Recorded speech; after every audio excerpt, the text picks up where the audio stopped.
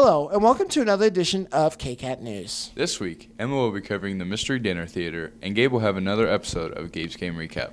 Also, Jonas Toe and Mr. Evers will be breaking down the NFL playoffs in a special segment called The Bonus with Jonas. I will also be covering the college football playoffs. Sean will be covering the eating bars in the Commons. I'm Andrew Burgos. And I'm Trey Abasolo. And KCAT News starts right now.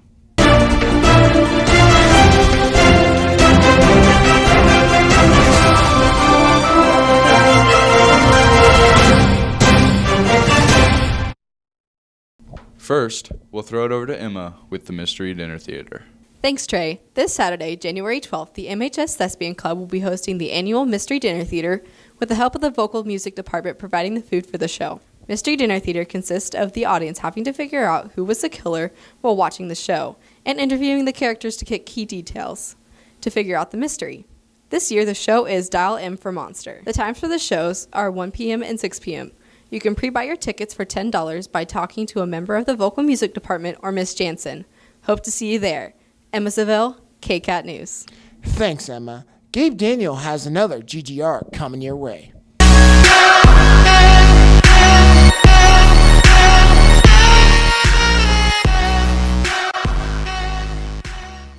The basketball teams were in action against Wellington on December 14th. The boys' varsity team fell to the Crusaders 68-76.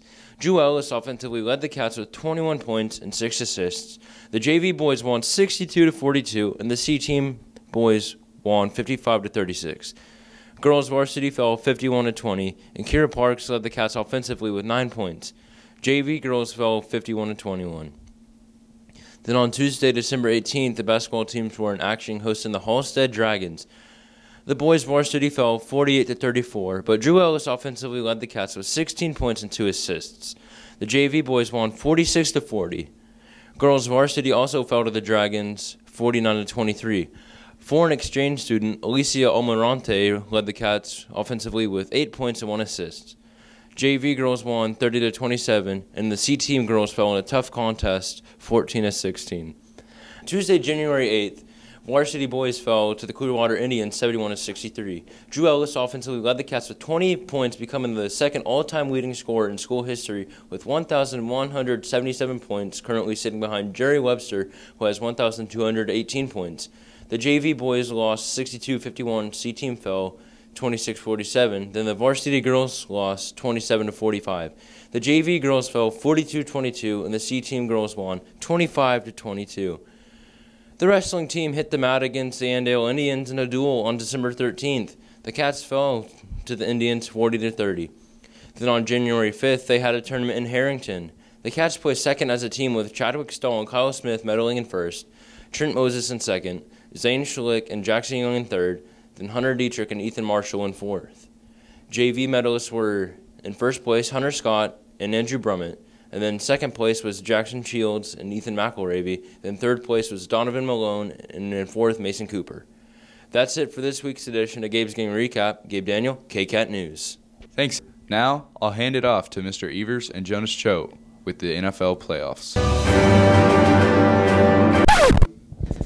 The bonus with Jonas. The bonus with Jonas. The bonus with Jonas. Only on KCAT News. Welcome to this segment with Bonus with Jonas. Today we're with Mr. Evers talk about the NFL playoffs. Now let's talk about the Chargers and the Patriots. First game. What's your opinion on the first game against those two? My opinion is Tom Brady's experience with it has been really good versus the Chargers, even though he has said that they're a good team. I feel like Brady might get the best of them since the Chargers are not good because they haven't in the cold weather because they don't have much experience because they're used to warm in California and it is cold right now at Gillette Stadium.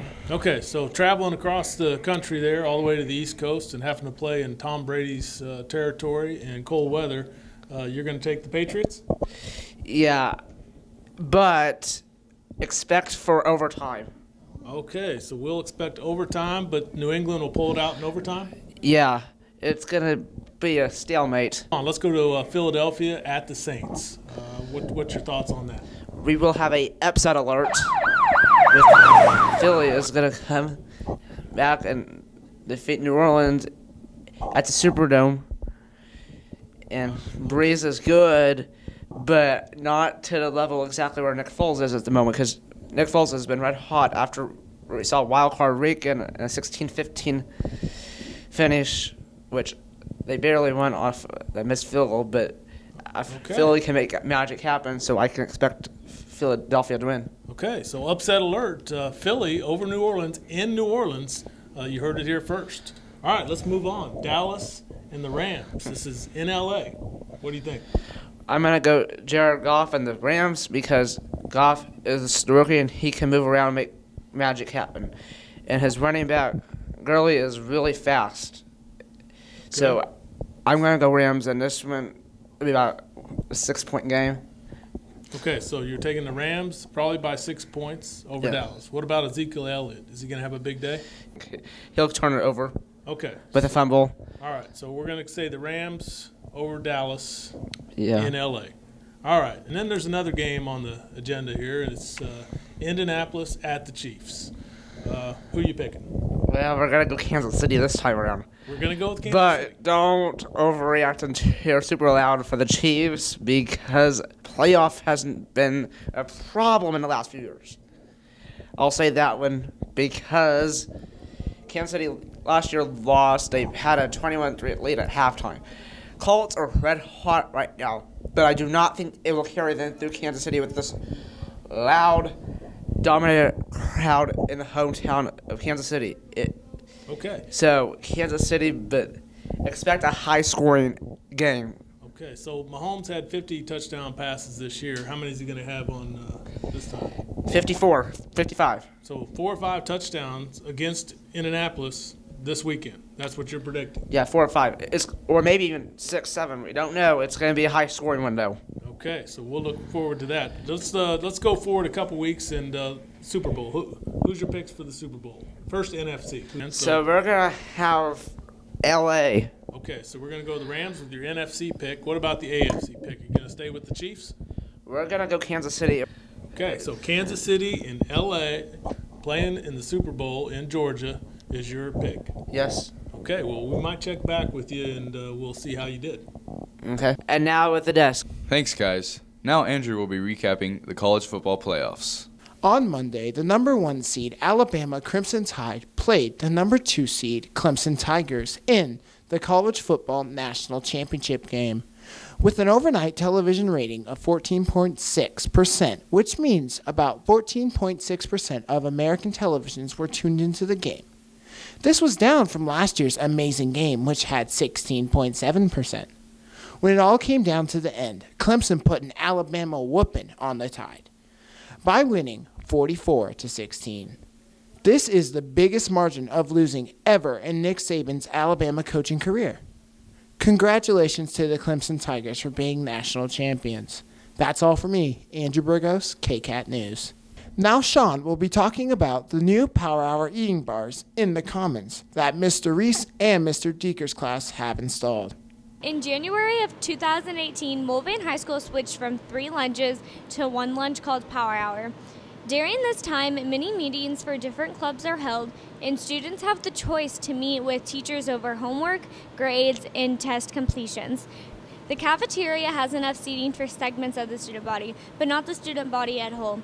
This leaves the problem of limited seating.